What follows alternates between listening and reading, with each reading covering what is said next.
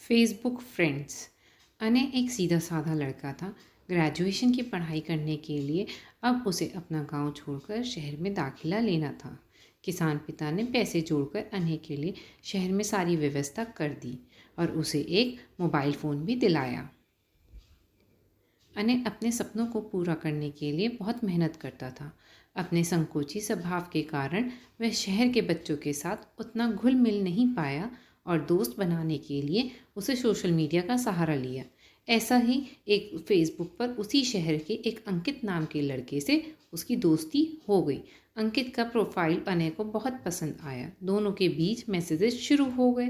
पढ़ाई के लिए गए फ़ोन का प्रयोग अब दोस्ती और मनोरंजक वीडियो देखने के लिए होने लगा। यहाँ तक कि क्लास करते हुए भी अने का ध्यान मोबाइल की स्क्रीन पर ही लगा रहता था। अंकित और अने की दोस्ती भी गहरी होती गई। यहाँ तक कि अंकित कई बार उसका फ़ोन भी रिचार्ज करा देता।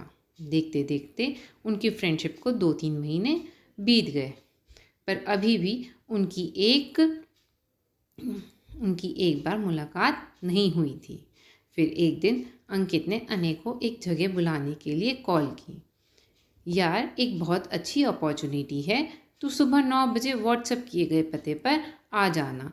अब पढ़ाई के साथ साथ तू हर महीने 10,000 रुपये भी कमा सकता है और इसी बहाने हम दोनों पहली बार फेस टू फेस मिल भी लेंगे।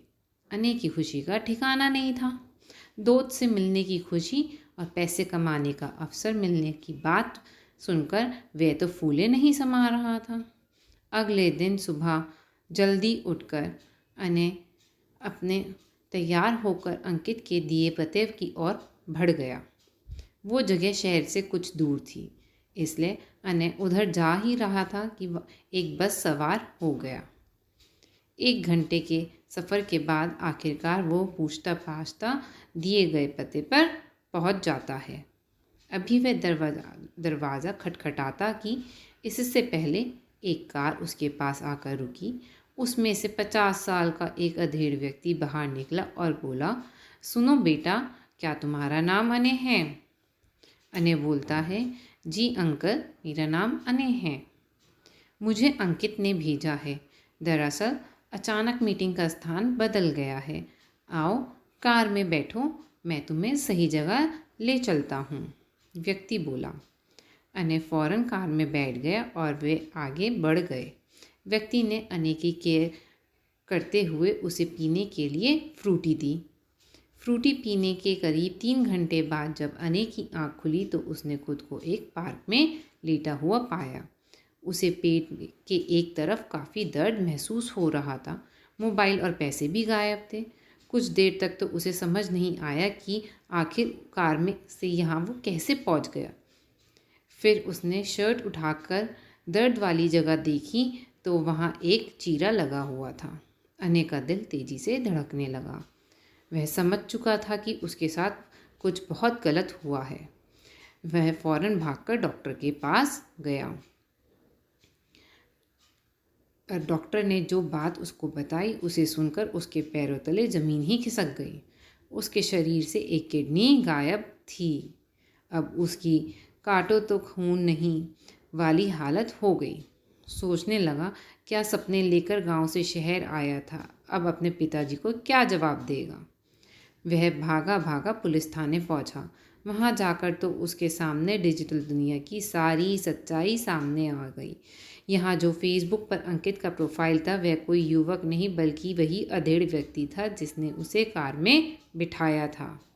वह अकाउंट बनाकर अने जैसे लोगों को जो सफलता शॉर्टकट में चाहते थे और ऐसे छलावे पे विश्वास करते थे फंसाता था।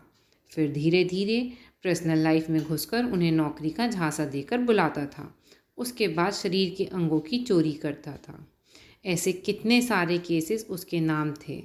सोशल मीडिया पर सोशल ना होकर अन्य वास्तविक दुनिया में सोशल होता तो शायद ऐसी नौबत ही नहीं आती। स्क्रीन के पीछे का सच अब आईने की तरह साफ हो चुका था। इतनी बड़ी ठोकर लगने के के बाद अब उसने अपना मोबाइल स्क्रीन पर समय गंवाना बंद कर दिया। वास्तविक और आभासी दुनिया के बीच का फ़र्क अब उसकी समझ में आ चुका था, पर बहुत कुछ खोने के बाद। दोस्तों, इस कहानी से यही सीख मिलती है कि ऑनलाइन वर्ल्ड में किसी पर आँख मूंद कर विश्वास करना आपको मुसीबत में डाल सकता है। इसलिए सोशल मीडिया और इंटरनेट का प्रयोग पूरी सावधानी के साथ करें, ताकि आपको कभी अन्य की तरह पछताना ना पड़े। आशा करती हूँ आपको मेरी ये कहानी अच्छी लगी होगी। अच्छी लगे तो please like, share and subscribe ज़रूर करें। धन्यवाद।